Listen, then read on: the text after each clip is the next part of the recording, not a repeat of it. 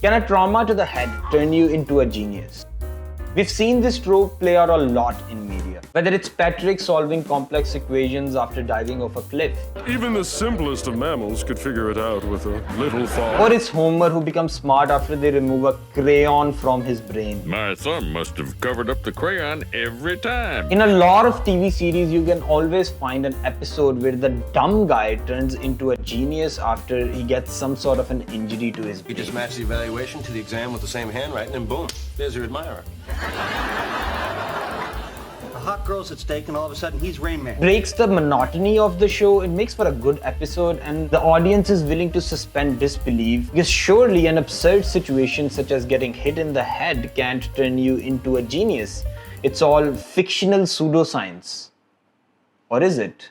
The year is 2002. Jason Padgett, a dude with a mullet that screams, "I don't want to stay within 1 mile radius of a book." And as I grew older, my interest in school, math in particular, was completely non-existent. And having bad hair and working out was literally a priority for me at the time. It's a usual Saturday for him at the bar. He downed a lot of drink and decided to go back home alone. He caught the eye of 2 muggers who started chasing him. So as we leave this bar, I was attacked from behind. From my perspective, I didn't see anything at all. He's caught by surprise, but he decides to fight back. He bit the leg of one of the muggers, but the other mugger started kicking him on the head repeatedly. And I saw this flash of light, similar to what you hear boxers describe when they get knocked out.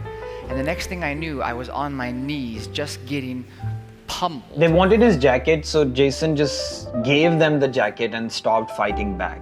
But by the time they left, he was on the ground unconscious. But luckily, one of his friends found him and took him to the hospital. The doctor diagnosed him with a concussion and a bruised kidney. So he gave him a very potent narcotic shot and sent him home. But Jason started seeing geometrical patterns everywhere. In the movement of people, in a tree, in his hands. When things moved, they moved in these bizarre stop action frames, like individual discrete picture frames with a line connecting them. And at first he thought that it's the paint shot that's making him hallucinate mathematical shapes everywhere. But then days go by, weeks go by, and he's still seeing the geometrical patterns in everything.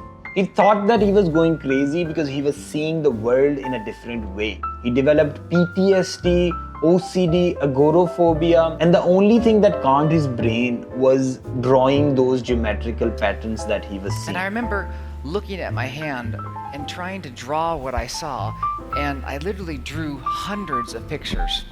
And it was literally like looking at it for the first time. But when you zoom in closer, you see that it's really not smooth. It's made from all of these tiny, straight He lines. felt a strong compulsion to draw these patterns because they allowed him to stop thinking about the OCD. 3 years go by, he's locked in his room and he covered all of his windows. And he would only go out if he had to get some food. So one day he's out eating a burger and he's drawing those patterns and he runs into a physicist. And they start having a conversation about the drawings that he's making. To the physicist, pi was the big squeeze theorem. But to Jason, pi was this geometrical pattern. Fusion was this geometrical pattern to him. Square function was this geometrical pattern to him. The physicist advised Jason to go back to school so he can develop a language for the drawings and everything that he's seeing in the world. That's what I did. I went and I enrolled in Math 99, Algebra 1 at Tacoma Community College, and I was blown away the first day when my teacher, Tracy Haney, graphed an equation. He was just describing maths, but in the form of drawings. And I said, "You mean all these equations can be graphed into a shape?" And she said, "Yes." And I said, "Wow, then we are talking about the same thing, but just in 2 different ways." When he realized that the wave interference pattern is the same as the drawing without any knowledge of waves, he realized that he's definitely on to something. He met his wife in school as well and started living a very healthy life. In a way, mathematics saved his life. The science behind all of this is very fascinating. The condition is known as acquired savant syndrome. It occurs when a person gets like savant-like skills after getting some sort of a trauma or a disease to the central nervous system. It was not recognized as a formal phenomenon until the 20th century. The first well-documented case of this is Orlando, who got hit in the head with a baseball at the age of 10. And then he developed the ability to perform high level calculations in his head. Some of those were like calendar calculations, like if you'd ask him what day was it on what date, he would be able to describe it very vividly. He would be able to describe what weather it was. There are about 100 diagnosed cases of acquired savant syndrome, but only 50 have been well documented. But this is still a mystery because you cannot take out someone's brain and start testing on it. But there are some possible hypotheses as to how this phenomena occurs. Just think of this as your brain. There are different parts of the brain that control different functions.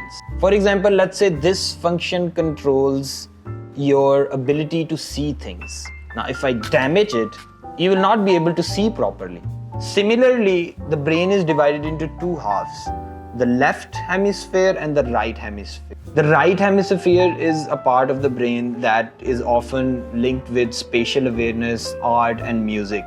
So if you get trauma to the left side of your brain starts compensating for the left side. And because of neuroplasticity, your brain starts forming new neural pathways. Now, this is something that can explain it, but of course, we don't have access to people's brain to experiment on.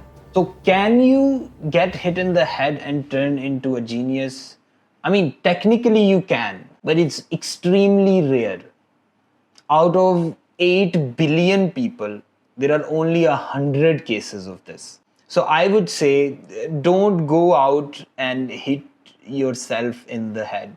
And I would like to thank my only 2 patron members, Chief and Daddy J. And as always, I hope this was a good video.